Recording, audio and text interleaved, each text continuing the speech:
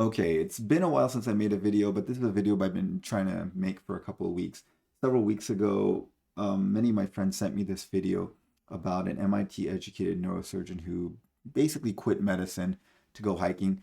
And maybe they sent it to me because, we're both Asian and I love hiking as well. But I watched the whole video and it was very interesting to me.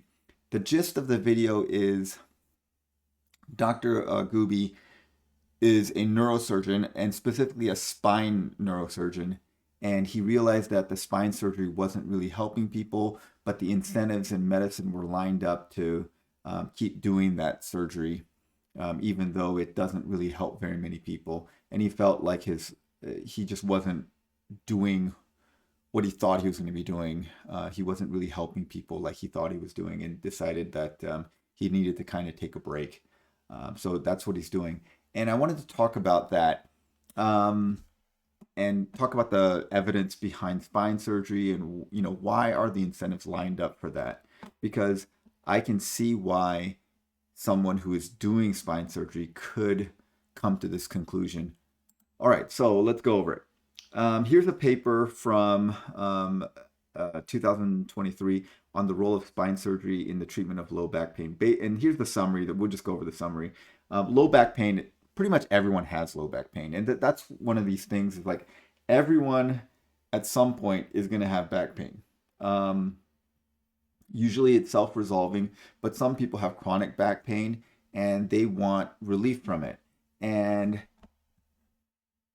spine surgery, they're saying spine surgery has a role in alleviating radicular pain. So, like, if there is compression, like known compression of a nerve rootlet, and that causes disability from that neural compression, or where it relates to trauma or gross instability or infection. Sometimes your spine can get infected, it collapses, or cancer. Like you need surgery for that. So there is definitely a role for spine surgery, and we need spine surgeons.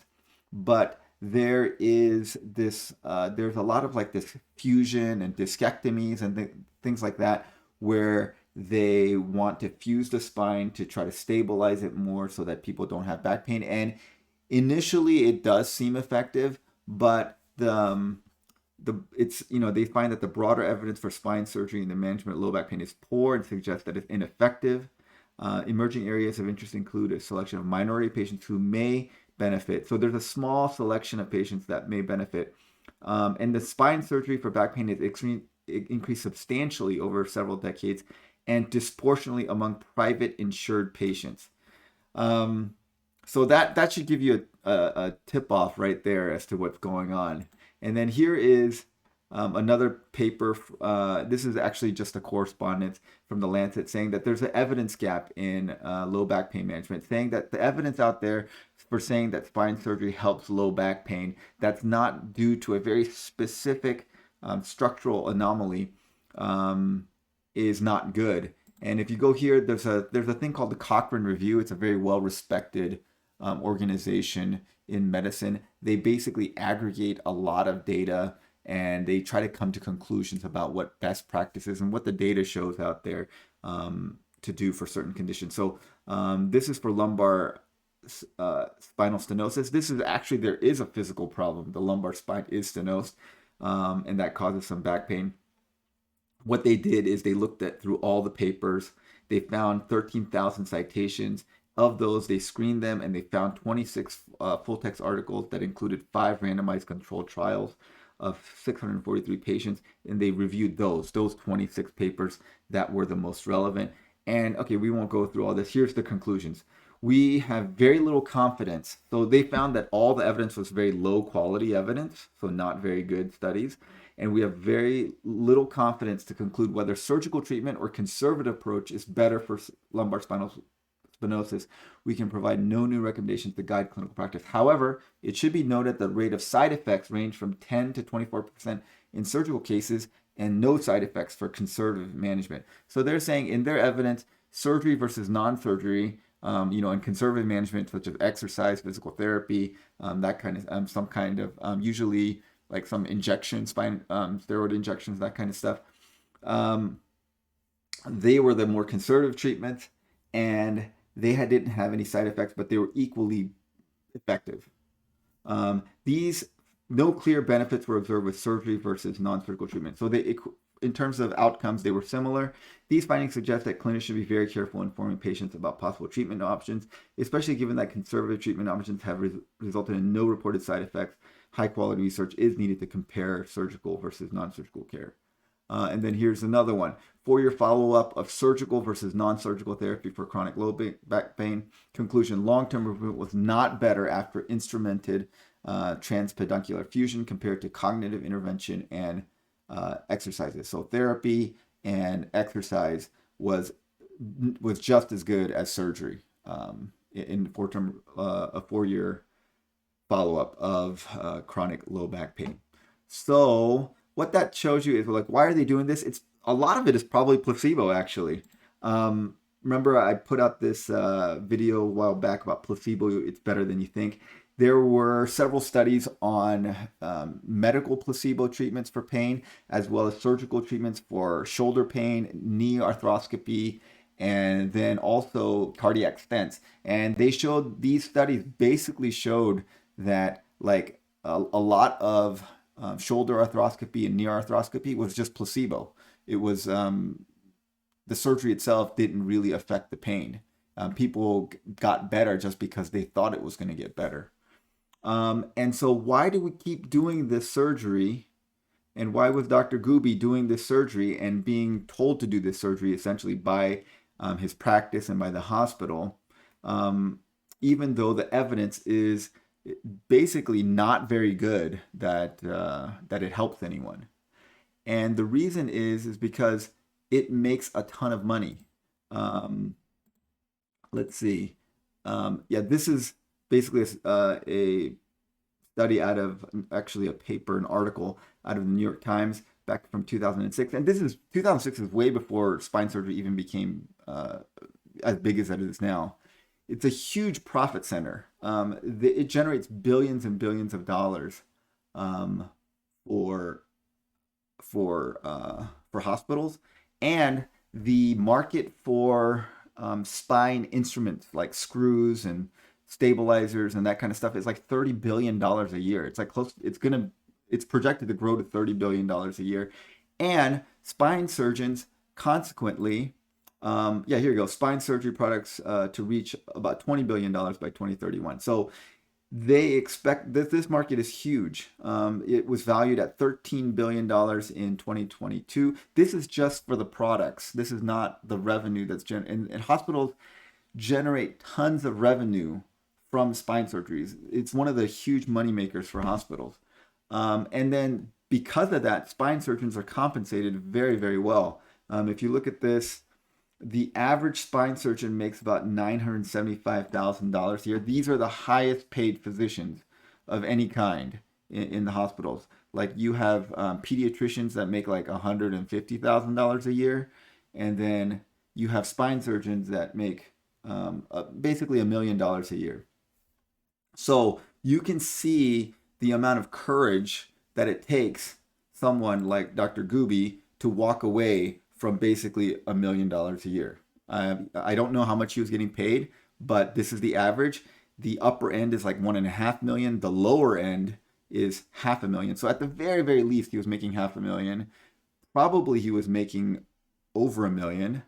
And he had the courage to say, you know what? I don't care that I'm getting paid $1 million a year. I feel like I'm not helping patients. What I'm doing, I don't feel like it's the right thing.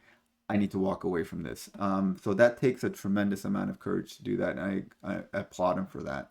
And the incentives are so kind of perverse for this kind of surgery that hospitals want spine surgeons to do it. One of my specialties is skull-based surgery, so I work with neurosurgery quite a bit. About half my practice is working with neurosurgeons. I provide the approach to tumors, but we do brain surgery, basically skull-based surgery. And what I've noticed is that most neurosurgeons, as we see the residents going through, most neurosurgeons choose not to do brain surgery. You would think that neurosurgery is brain surgery, and most of them become spine surgeons because that's where the money is. If you want to get paid, you're going to get paid more as a neurospine surgeon than you are as a cranial-based surgeon or a brain surgeon. Essentially, you're going to be paid more as a spine surgeon than as a brain surgeon. So there's two kinds of spine surgeons. There's orthopedic spine. There's neurosurgery spine. They both get paid very, very well, and they both do essentially the same types of surgeries. But so yeah, so these surgeons get paid quite a bit. The product manufacturers, they make a ton of money. The hospitals make a ton of money. So there is this very perverse incentive to do more of these surgeries, even though I think deep down people understand that these surgeries don't really, really help people. At least a lot of them don't.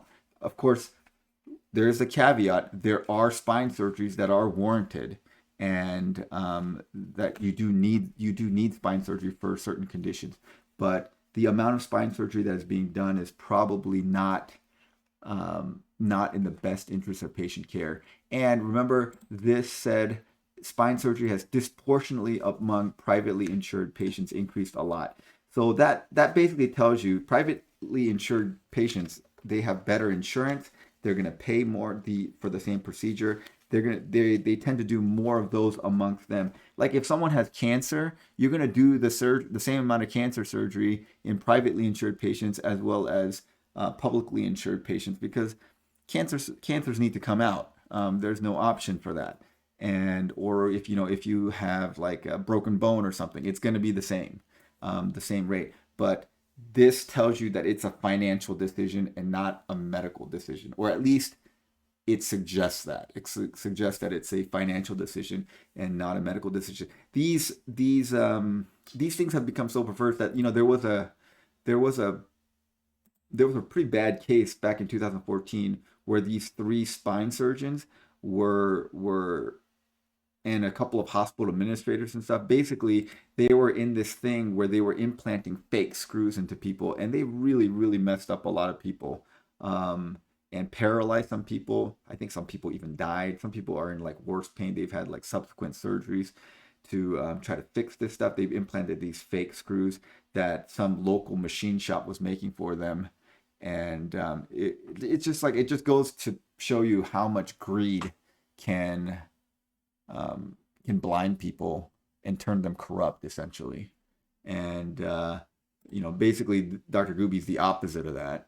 He followed his ethics, and he walked away from essentially $1 million a year payday to go hiking and stuff, which doesn't sound like too bad of a deal, actually.